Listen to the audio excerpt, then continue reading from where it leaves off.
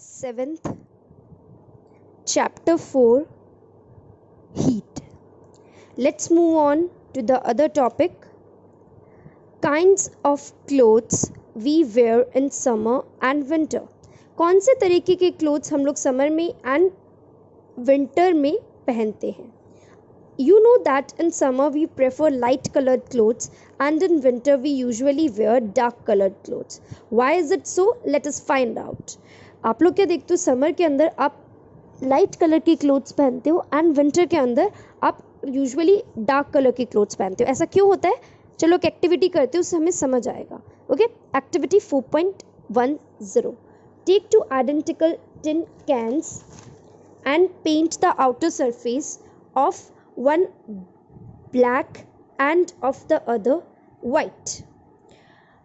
Pour equal amounts of water on each and leave them in the midday sun for about an hour. Measure the temperature of water in both the cans. Do you find any difference in the temperature? आप दो same can लो, ठीक है, and उसका outer surface को एक को black से cover कर दो एंड ऑफ द अदर दूसरे को वाइट से कर दो एंड दोनों के अंदर इक्वल अमाउंट के अंदर पानी भर दो एंड दिन भर के लिए जो आपकी धूप है उसके आपकी जो कड़कती एकदम धूप है उसमें रख दो 1 घंटे के लिए सन के सामने. Measure the temperature. अब क्या करो, उनका टेम्परेचर मेजर करो, दोनों का क्या टेम्परेचर रहता है. आप क्या फाइंड आउट करोगे, उनके बीच में क्या डिफरेंस फाइंड आउट करोगे. In which can is the water warmer? You can feel the difference even by touching water in the 2 cans. आप क्या कर सकते हो, जैसे आप इस डायग्राम में देख पा रहे हो, ब्लैक वाले के अंदर एंड वाइट वाले के अंदर, दोनों के अंदर आप देखो टेम्परेचर में क्या डिफरेंस रहता है, कौन सा गर्म ज़्यादा है एंड कौन सा नहीं है. आप उसको टच करके you can feel it. Okay, ये एक्टिविटी से हमें बेसिकली ना एक चीज़ पता चलती है कि जो ब्लैक वाला है ना वो जल्दी हीट हो जाता है कंपैरेटिवली हमारे लाइट वाले के, दैट इज़ वाइट वन. ठीक है. Activity 4.11. Fill the 2 cans usually in activity 4.10 with the same amount of hot water at a temperature say 60 degrees Celsius. Leaves the can in a room or in a shade. Know the temperature of water after 10 to 15 minutes. Thus the temperature in water in both the cans for by the same amount. अब इसी के अंदर same आपको एक चीज़ करनी है, आपको 2 can लेना है, 2 कंटेनर लोगे या कैन लोगे, उसके अंदर सेम एक के अंदर उतना ही अमाउंट ऑफ हॉट वाटर होना चाहिए जैसे कि 60 डिग्री सेल्सियस का. एंड उन दोनों कैंस को क्या करो, आप रूम के अंदर या फिर शेड के अंदर या फिर छाया के अंदर उसको 10 से 15 मिनट के लिए छोड़ दो. अब उसके टेम्परेचर का जो डिफरेंस आ रहा है 10-15 मिनट बाद वो देखो एंड आप अपने ऑब्जर्वेशंस में बताओ. Do these activities suggest to you the reason why it is more comfortable to wear white or light colored clothes in the summer and the dark colored clothes in the winter. Dark surfaces absorb more heat and therefore we feel comfortable with dark colored clothes in winter. Light colored clothes reflect most of the heat and falls on them and therefore we feel more comfortable wearing them in the summer. इन दोनों activities से आप ये चीज़ पूछ रहा है कि कौन सी चीज़ comfortable होगी, क्या लाइट कलर क्लोथ्स या white colour clothes summer and winter में वेयर करने के लिए अच्छे होंगे. लाइट कलर क्लोथ्स समर में अच्छे हैं या फिर डार्क कलर क्लोथ्स विंटर में अच्छे हैं. दोनों में आपसे पूछा जा रहा है.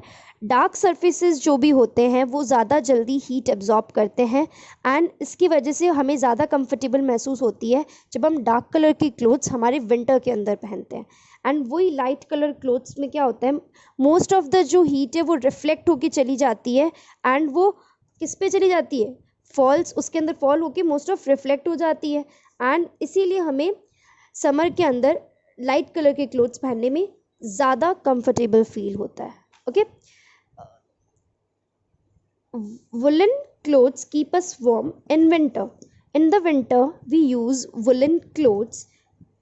Wool is a poor conductor of heat. Moreover, there is air trapped in between the wool fibers. This air prevents the flow of heat from our body to the surroundings.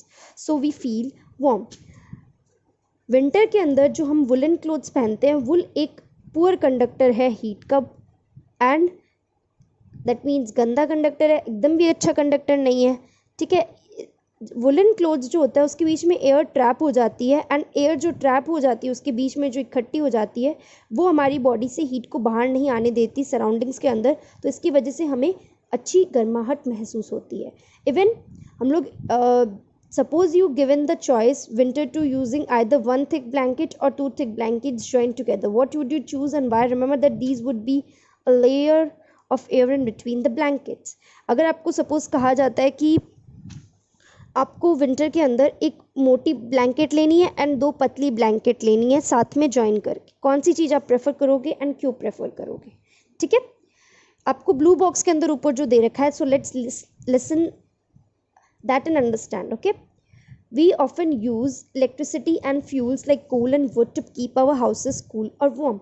Is it possible to construct buildings that are not affected much by heat and cold outside? This can be done by constructing outer walls of buildings so that they have trapped layers of air. One way of doing this is to use hollow bricks which are available these days.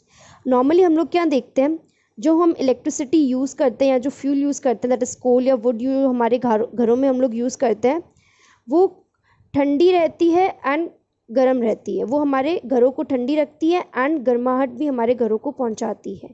ये possible होता है buildings construct करने के time. आप देखते हो normally जब buildings construct होती है तो वो इतने हीट, बाहर की हीट से अंदर की तरफ उस पर कुछ फ़र्क नहीं पड़ता है।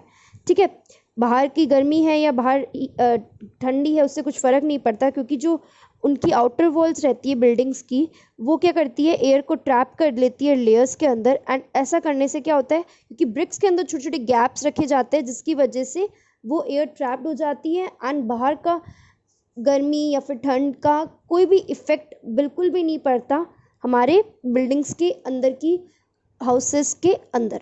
सो इस चैप्टर के अंदर बेसिकली हम लोगों ने हमारा पूरा फिनोमेनन पढ़ लिया है, टेम्परेचर, थर्मोमीटर, इसके अलावा कन्वेक्शन, कंडक्शन, इंसुलेटर्स, इन सब के बारे में हमने क्वाइटली अच्छे से स्टडी कर लिया। So go through these videos carefully and then read the chapter in the NCERT book. Okay, thank you.